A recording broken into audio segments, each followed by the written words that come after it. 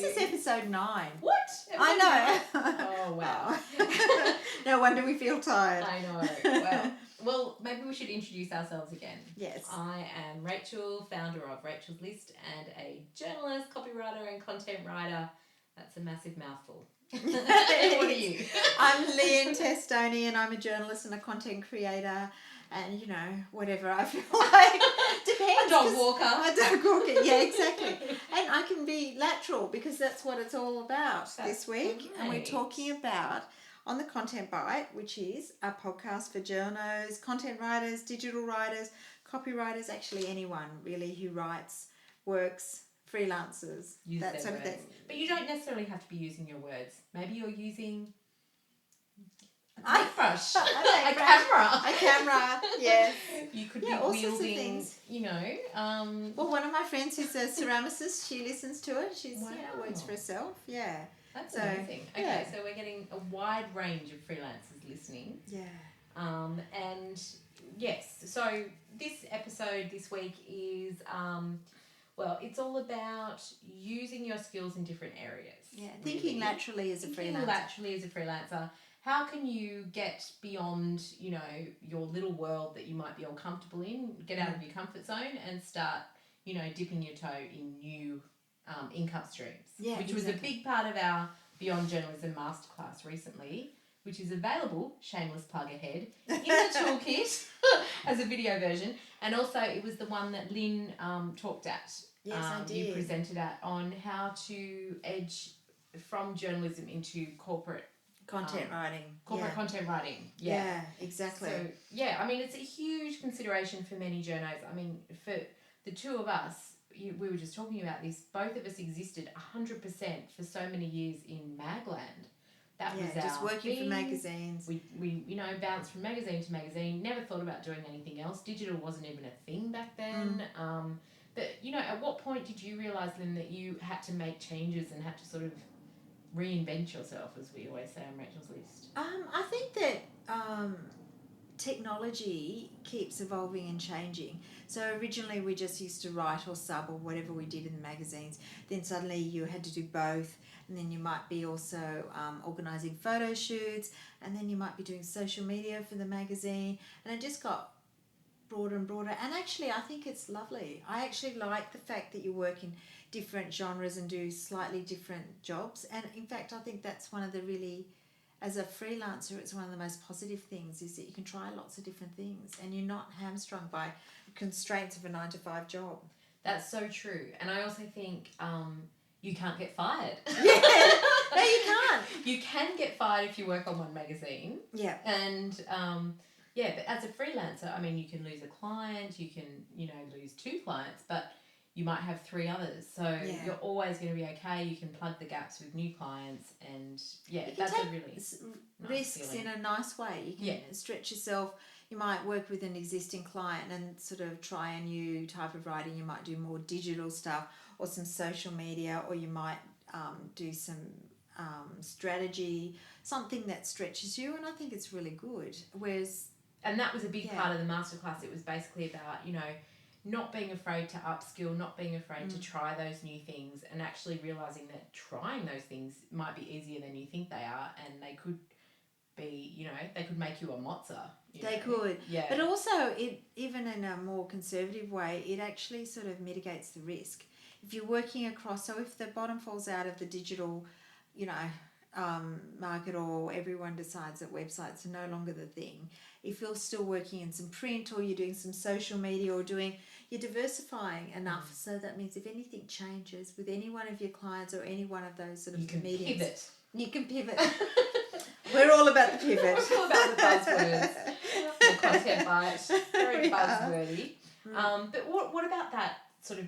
I'm gonna edge into murky waters now. Yeah. What about that pervading belief that if you're a journo, you really should be a purist and you shouldn't do anything else? Do you think that exists. Yeah, I think it is. I think unless you're working in-house, when you might be constrained, there's usually contractual reasons.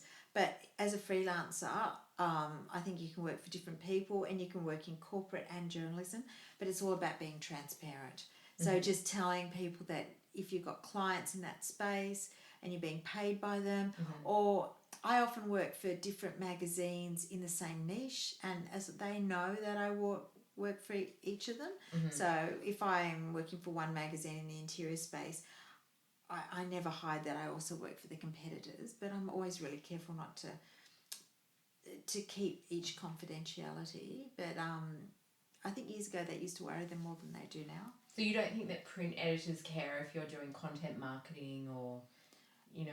No, I think they'd only care if you didn't tell them. Yeah. So and they found it out later. So it's about being transparent, which I think you've said. Also, it might be different in newspapers, but magazines are much more commercially minded anyway. You're often dealing with the same avatar. In fact, I've actually had magazines that have said, don't you work for this XYZ client? Do you think you can get in touch with them? Because we'd really like to have their point of view on this story. And so they know that I'm connected. So that's how upfront I've been, and nobody seems to mind. Yeah, so basically we're talking about how you can use your existing skills and also whether you need to look at upskilling in order to edge into other areas. Like I think the Beyond Journalism Masterclass, it was all about how journalists can move into corporate content writing, copywriting, content marketing, PR, and coaching and teaching. Coaching, yes. So we had, it was really like quite a wide range of, areas that you can sort of look at. But I think I personally am a huge fan of training and doing courses. So if you say that I actually had a friend say to me yesterday, she's an editor and journalist, and I said, did you see that great thing that came through on the list, that great copywriting job that came through? And she went, I've never done copywriting before, so I didn't want to go for it. And I thought, wow, it's just sort of, you're stopping yourself, aren't you, from being able to pick There's some up really good courses too. Yeah. There's a few places, the Australian Writers Centre. I've done one of their... Is that the Copywriting Essentials course? I did a more advanced one about content writing. So because I guess I had some of the essentials and I just wanted to... it was about running your own successful business, and it had a lot about setting up and website stuff, which was actually quite helpful, like setting up as a professional, how to charge. A lot of really good basic stuff. Kate Toon does some really good courses. She does a great SEO course. I know that she has done some copywriting training courses, but I don't know if she does them as regularly as the SEO one. But the SEO one is fantastic. If you were looking at editing or, basically starting an editing or proofreading business, you could look at Capstone Editing, and also Australian Writers Centre, I'm sure, would do some editing courses. They do some editing courses too. I think there's also a one-day copy editing course at RMIT in Melbourne, which I've heard about. And can I say also one of the basic things, there's some really good things on YouTube. Google actually has some really good courses on basic SEO and search engines. So if you're intimidated by the whole search engine stuff, go on YouTube and look at Google, because it's got some of their tech guys explaining how search engines work and how the algorithms are formed. And that gives you all enough basic information to understand the concept. I think it's quite good. And any of the basic computer programs have really good YouTube. Adobe has some really good ones on InDesign and Photoshop. And whenever there's a new version up, they usually have a bit of a simple masterclass that's usually free, and you can just tells you what the new version offers, which is quite good. Oh, what about coaching? I mean, I know that you've started doing some coaching recently. I mean, is that...